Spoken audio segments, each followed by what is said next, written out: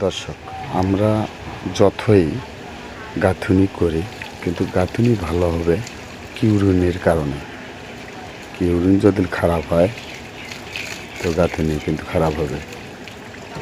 তো আসলে আমরা যা করছি যে পানিটা আসলে প্রচুর আকারে পানিটা মারতে হবে, তাহলে আমরা হয়তো বুঝতে পারবো যে সিমেন্টের অ্যাকশনটা খুব ভালোভাবে কার্যক্রম হবে।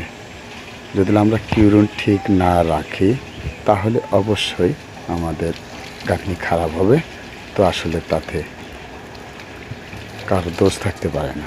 আমরা অবশ্যই 3 বেলা বিল্ডিংয়ে পানি মারব, আশা করি বোঝাতে পারছি। তো এইভাবে আমরা পানিটা মারব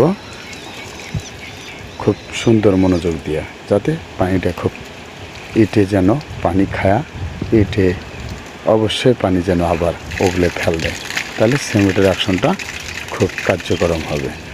দর্শক, বোঝাতে পারছি? তো আমরা এইভাবেই একজনকে দায়িত্ব দিয়া আমরা সুন্দরভাবে পানি মারি নেব। ধন্যবাদ।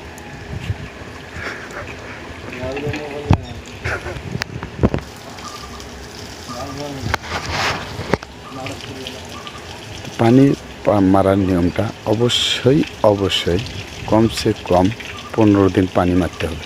পানি মারার কোনো মতই ঘাটতি রাখা যাবে না। ওকে, আল্লাহ হাফেজ। ধন্যবাদ, আপনাদেরকে বোঝাতে পারছি।